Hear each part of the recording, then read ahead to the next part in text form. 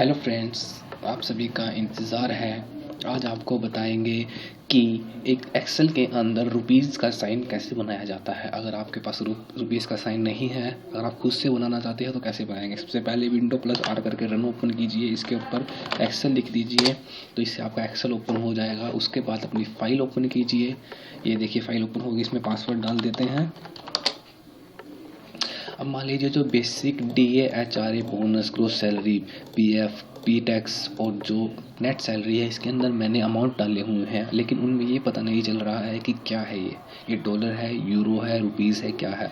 अगर ये रुपीज़ है तो हमें रुपीज़ का साइन अगर नहीं मिल रहा है तो हम रुपीज़ का साइन कैसे खुद से क्रिएट करेंगे, वो आज आपको बताएंगे। सबसे पहले जहाँ पर रुपीज़ का साइन क्रिएट करना है उन सबको सेलेक्ट कीजिए। मैं सभी अमाउंट के सेल्स को सिलेक्ट करता हूँ क्योंकि मैंने इनमें अपना रुपीज़ का साइन बनाना है। उसके बाद होम टैब के अंदर जो नंबर नाम की जो ये कमांड है, इसके अंदर और कमांड है, इस जो एरो का निशान है इस पर क्लिक कीजिए। क्लिक होने के बाद ये आपके पास एक विंडो ओपन हो जाएगी। उसमें लिखा हुआ है कि जो नंबर कैटेगरी में जो नंबर के अंदर है उसमें लिखा हुआ है यूज़ 1000 स्पेक्टर्स, यानी आप हर 1000 नंबर के बाद 3 जीरो के बाद आपको एक कॉमा मिलेगा। मान लीजिए मैं हटा देता हूँ तो कोई जीरो नहीं है, इनके बाद कॉमा नहीं है, लेकिन अब इसमें क्लिक करता हूँ तो हर 3 जीरो के बाद कॉमा आ रहा है। और यहाँ से आप डेसिमल पॉइंट के बाद के जो जीरो है, डेसिमल के बाद के जो जीरो है उनको इंक्रीज और डिक्रीज कर सकते हैं। मान लीजिए मैं 2 ही रखना, 2 ही रखूँगा। उसके बाद अगर आपको खुद से,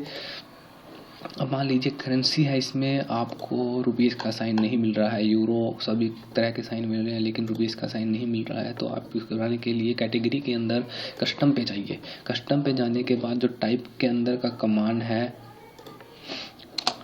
उस पर आप कोटेशन लगा के R और S, क्योंकि हमें रुपीज़ का साइन बनाना है तो हम रुपीज़ का साइन बनाएंगे। ये देखिए सैंपल के अंदर दिखा रहा है कि रुपीज़ का साइन बन चुका है, लेकिन जो भी साइन बनाना है आपको वो कोटेशन के अंदर ही बनाना है, क्योंकि कोटेशन के अंदर बनाने से ही वो दिखाई देगा। तो इसके बाद बनाने के बाद कस्टम पे जाके बनाने के बाद इसको ओके कर दीजिए। ये देखिए आप में जितने भी आपने सेलेक्ट किए थे सभी पे ही जो ये नंबर आ रहा है,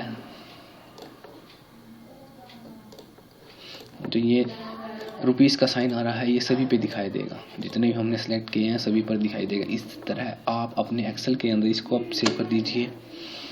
इस तरह से आप एक्सेल के अंदर जितने भी तरह के साइन चाहिए उसी तरह के साइन आप बना सकते हैं। आपको कहीं किसी की ज़रूरत नहीं है, किसी भी नंबर पे जाने की, किसी भी साइन को ढूंढने की जरूरत नहीं है। खुद से ही कीबोर्ड से आप बना सकते हैं और सभी तरह के काम भी खुद से ही कर सकते हैं। अब इसको क्लोज कर दीजिए। आपका बहुत बहुत धन्यवाद ये सीखने के लिए। आप इसे खुद ट्राई कीजिए और अपनी प्रैक्टिस में लाते लाते इसको यूटिलाइज कीजिए। So thank you.